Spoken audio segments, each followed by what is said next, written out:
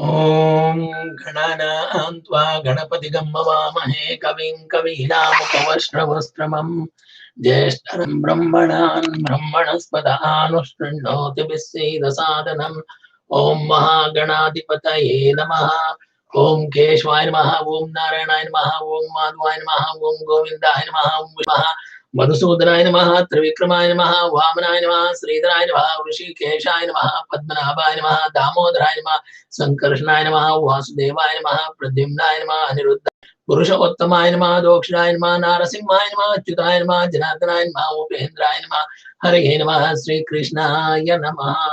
We just completed the 24th and of Prahlada Cherithre yesterday. Prahlada says to his father, Shravanam, Kirtanam, Vishnu Smaranam, Pada Sevanam, Archanam, Vandanam, Dasyam, Sakyam, Atma Vedanam.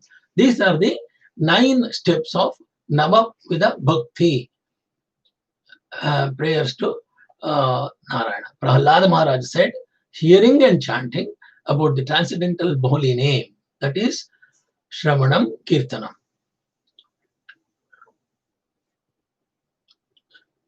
And the transcendental holy name, form, qualities, paraphernalia, and pastimes of Lord Vishnu.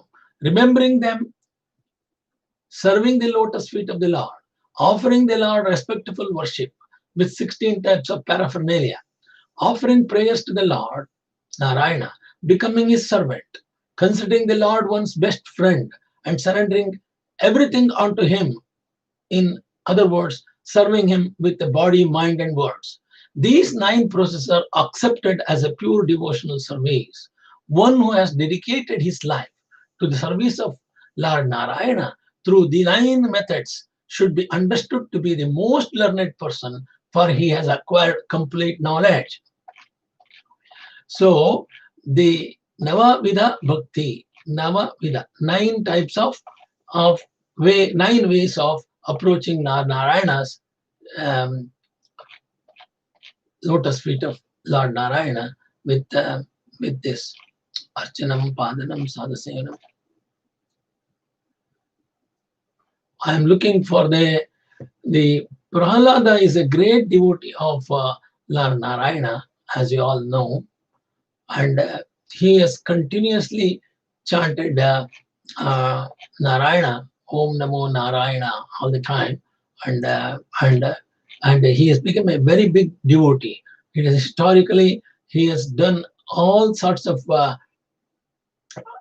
worship of Narayana in such a way that he has achieved the great devotee, great bhakta of Narayana, that achieved entitlement. After hearing these words of devotional service from the mouth of his son Prahalada, Hiranyakashipu was extremely angry because he is prizing my enemy. And he didn't like that. Hiranyakashipu is father of Prahlada. His lips are trembling. He spoke as follows to Chanda and Guru, Chanda and Martanda, Chanda and Mamarka, the sons of his Guru Shukracharya. O unqualified, most heinous son of a Brahmana, you have disobeyed my order and taken shelter of the party of my enemies. You have taught this poor boy about devotional service to Narayana. What is this nonsense? Why did you teach them? This is what Hiranyakashipu is asking. In due course of time, various types of diseases are manifest in those who are sinful. Similarly, in this world, there are many deceptive friends in false gods. But eventually, because of their false behavior, their actual enmity becomes manifest. Being anxious about the education of his son Prahlada, Hiranyakashipu was very much dissatisfied with the teachers of Prahlada. When Prahlada began teaching about devotional service of Narayana, Hiranyakashipu immediately regarded the teachers as his enemies in garb of friends. In this verse, the words Raga Patakinam Eva refer to disease, which is the most sinful and miserable of the conditions of material life. Janma Mrityu Jara Vyadhi. Disease is the symptom of body of a sinful person. Smriti Shastra says, murderers of Brahmanas are later afflicted by tuberculosis, drunkards become toothless, those who have stolen gold are afflicted by diseased knaves, and sinful men who have sexual connections with the wife of a superior are afflicted by leprosy and similar skin diseases. Janma, Mrityu, Jara, Vyadi. All the people are sinful people, end up with all these skin disease and leprosy and all those problems. That can happen. The son of Shukracharya, Hiranyakashipu's spiritual master, Chanda and Marka, said, O enemy of King Indra, O king, whatever your son Prahalada has said was not taught to him by me or anyone else in our ashrama. His spontaneous devotional service has naturally developed in him. Therefore, please give up your anger and do not unnecessarily accuse me and my brother. It is not good to insult a Brahmana in this way. The Shukracharya's sons, Chanda, told like that. Sri Narada Muni continued, when Hiranyakashipu received this reply from the teacher, he again addressed his son Prahalada. Hiranyakashipu said to his son, you rascal, most fallen of our family, if you have not received this education from your teachers, where have you got it? So Hiranyakashipu was angry upon his son now. So Prahalada replied, because of their uncontrolled senses, persons who too addicted to materialistic life may progress toward hellish conditions and repeatedly chew that which was already been chewed. Their inclinations toward Narayana are never aroused, either by the instructions of others or by their own efforts, or by combination of both. So he told his father, it is not easy to get affliction to Narayana. Persons who are strongly entrapped by the consciousness of enjoying material life and who have therefore accepted as their leader or guru a similar blind man attached to external sense objects cannot understand that the goal of life is to return home, back to Godhead, and engage in service of Lord Vishnu. As blind men, guided by another blind man, miss the right path and fall into a ditch, materially attached men, led by another materially attached man, are bound by the ropes of fruitive labor, which are made of very strong cords, and they continue again and again in materialistic life, suffering the threefold miseries. Since there must always be a difference of opinion between demons and devotees, Hiranyakashipu, when criticized by his son Prahalada, should not have been surprised that Prahalada differed from his way of life. Nonetheless, Hiranyakashipu was extremely angry and wanted to rebuke his son for deriding his teacher or spiritual master, who had been born in Brahmana family of the great Acharya Shukracharya. The word Shukra means he is the Shukra Adipati for Shukra Graha by the grace of Narayana. Shukracharya refers to the teacher Guru. Hereditary gurus or spiritual masters have been accepted everywhere since time immemorial. But Prahalada declined to accept such a guru or take instruction from him. An actual guru is Shrotriya, one who has heard or received perfect knowledge through parampara, the disciplic succession. Therefore, Prahalada did not recognize the spiritual master ability in Chanda and Marka. Such spiritual masters are not at all interested in Vishnu. Indeed, they are hopefully material success. Bahir Artha Maniha. Maninaha. The word Bahi means external, Artha means interest, and Manina means taking very seriously. Generally speaking, practically everyone is unaware of the spiritual world. The knowledge of the materialistics is restricted within the 4 billion mile limit of the material world, which is in the dark portion of the creation. They do not know that beyond the material world is the spiritual world. Unless one is devotee of the Lord Narayana, one cannot understand the existence of the spiritual world. Gurus and teachers who are simply interested in this materialistic world are described in this verse as andha, blind teachers. Such blind men may lead many other blind followers without true knowledge of material conditions, but they are not accepted by devotees like Prahalada. Such blind teachers, being interested in the external materialistic world, are always bound by the strong ropes of material nature. Unless they smear upon their bodies the dust of the lotus feet of Vaishnava, completely freed from material contamination, persons very much inclined toward materialistic life cannot be attached to the lotus feet of the Lord, Narayana, who is glorified for his uncommon activities. Only by becoming Vishnu consciousness, taking shelter at the lotus feet of Lord Narayana, in this way, one can be freed from material contamination.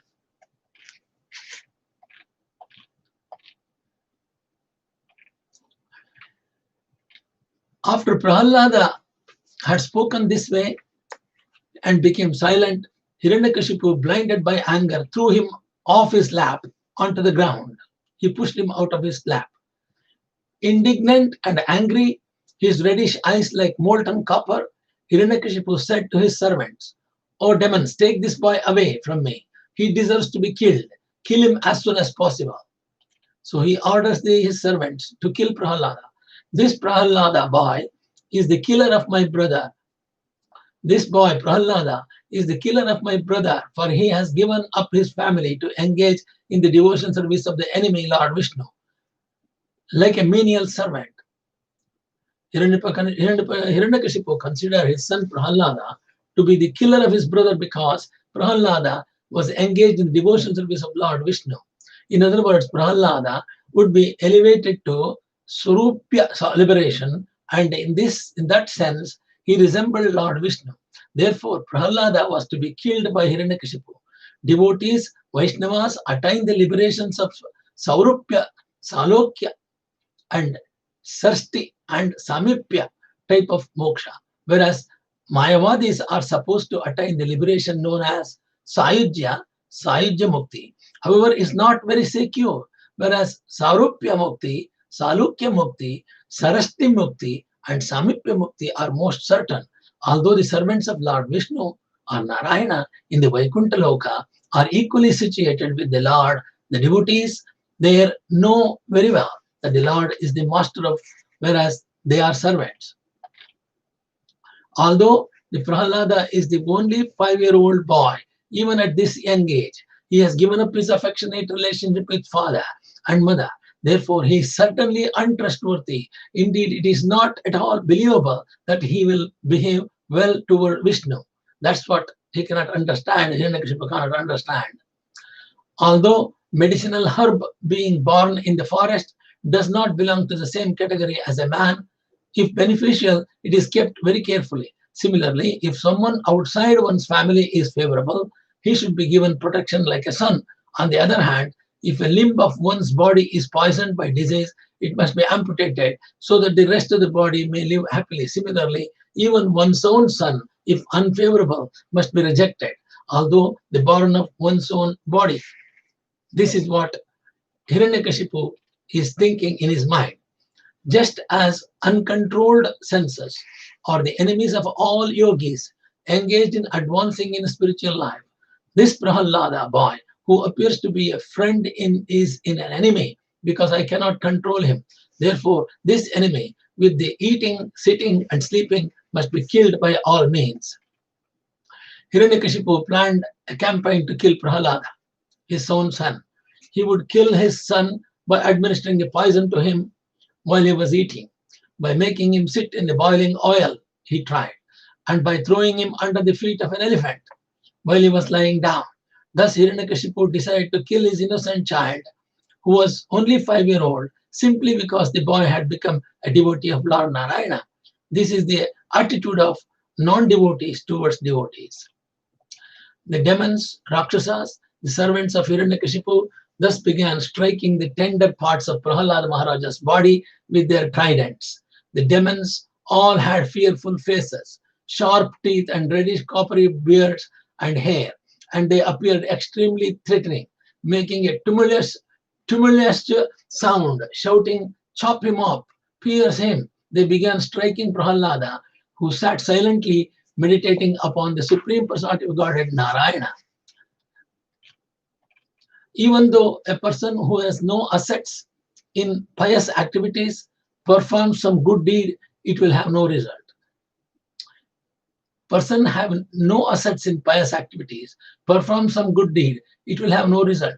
Thus, the weapons of the demons had no tangible effects upon Prahlad Maharaj because he was a devotee undisturbed by material conditions and fully engaged in meditating upon serving the Supreme Personality of Godhead, Narayana, who is unchangeable, who cannot be realized by the materialistic senses, and who is the soul of entire universe. Prahlada keep on chanting Narayana's name. Govinda, Prahlad Maharaj, keep on chanting. My dear King Yudhishthira, when all the attempts of the demons to kill Prahlada was futile, the king of the demons, Hiranyakashipu, being most fearful, began contriving other means of killing him. So here, Narada is telling to Yudhishthira, my dear King Yudhishthira, when all the attempts of the demons to kill Prahlada were futile, not successful, the king of the demons, Hiranyakashipu, being most fearful, began contriving other means to kill him. Hiranyakashipu could not kill his son by throwing him beneath the feet of big elephants.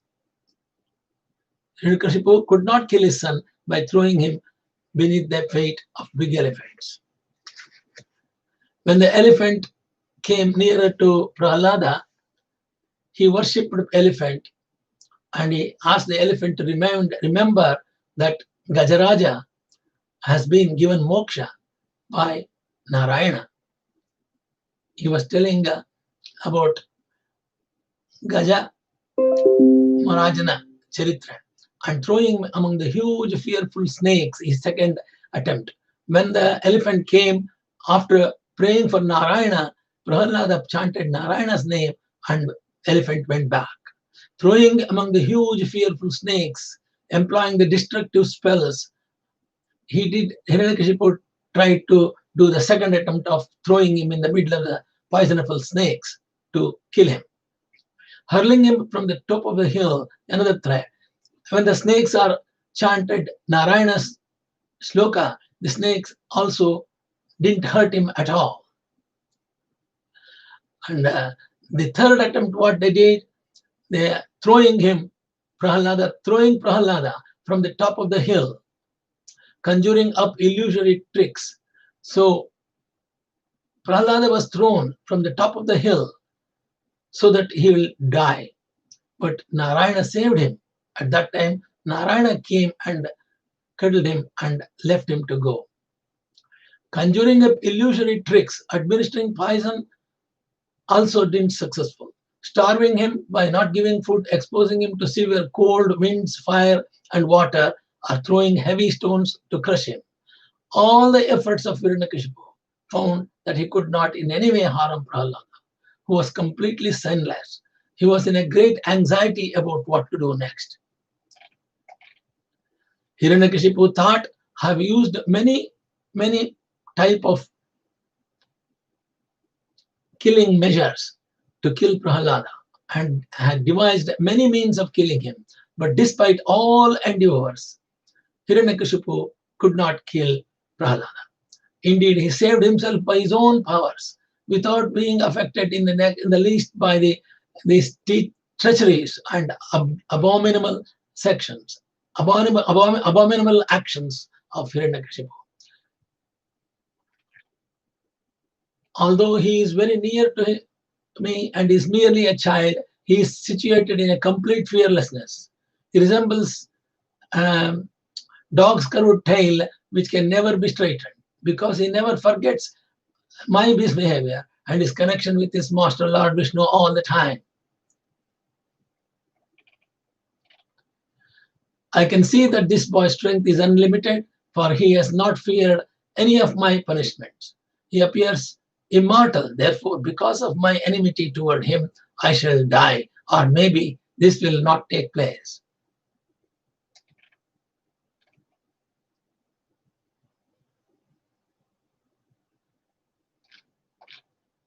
Thinking in this way, the king of the Daityas, Hiranyakashipu, morose and bereft of bodily luster, remained silent with his face downward.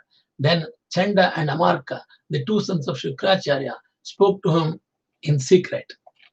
O Lord, we know that when you simply move your eyebrows, all the commanders of the various planets are most afraid. Without the help of an assistant, you have conquered all the three worlds. Therefore, we do not find any reason for you to be morose and full of anxiety. As for Prahalada, he is nothing but a child and cannot be cause an anxiety. After all, his bad or good qualities have no value. Until the return of our spiritual master Shukracharya, arrest this child with the ropes of Varuna so that he will not flee in fear. In any case, by the time he is somewhat grown up and he was assimilated our instructions or served our spiritual master, he will change in his intelligence. Thus, there need be no cause for anxiety. After hearing these instructions, Chanda and Amarka, the sons of his spiritual master, Hiranyakashipu agreed and requested them to instruct Prahlada in the system of occupational duty which is followed by royal householder families. Thereafter, Chanda and Amarka systematically and unceasingly taught Prahlada Maharaja, who was very submissive and humble, about mundane religion, economic development, and sense gratification. The teachers Chanda and Amarka instructed Prahlada in the three kinds of material advancement called religion, economic development, and sense gratification. Prahlada, however, being situated about such instructions, did not like them, for such instructions are based on the duality of the worldly affairs, which involve one in a materialistic way of life marked by birth, death, and age and disease. When the teachers went home to attend to their household affairs, the students of the same age as Prahlada would call him to take the opportunity of leisure hours for play.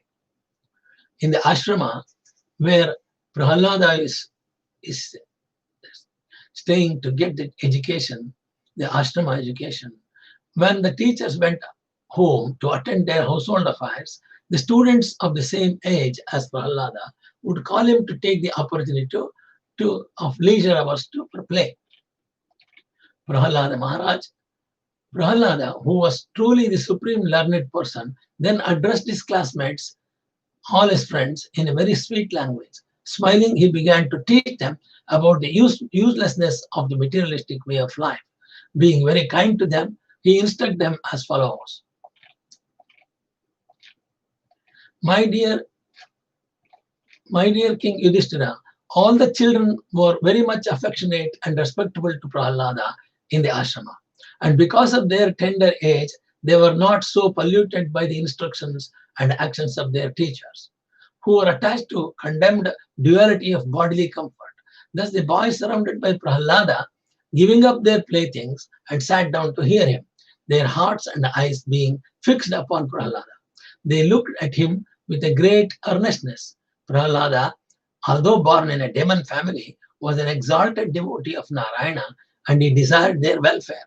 Thus he began instructing them about the futility of materialistic life. So this ends the chapter 5th of Prahalada.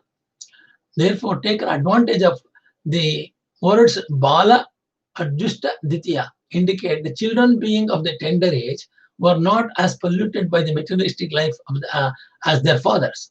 Prahlada, therefore, taking advantage of the innocence of his classmates, friends, began teaching them about the importance of spiritual life and the insignificance of materialistic life. Although the teachers Chanda, and Amarka were instructing all the boys in the materialistic life of religion, economic development, sense gratification, the boys were not much polluted. Therefore, with great attention, they wanted to hear from Prahlada about Narayana's consciousness. In our Vishnu consciousness movement, the Gurukula plays an extremely important part in our activities, because right from childhood, the boys at the Gurukula are instructed about Krishna consciousness. Thus, they become ready within the course of their hearts, and there is very little possibility that they will be conquered by the modes of materialistic nature when they are older. Thus end the Bhaktivedanta purports of the 7th canto of the 5th chapter of Srimad Bhagavata Purana, entitled Prahalada Maharaja, the saintly son of Hiranyakashipu. So now we are going to the 6th chapter. Prahalada is talking to the children. Prahalada is talking to children.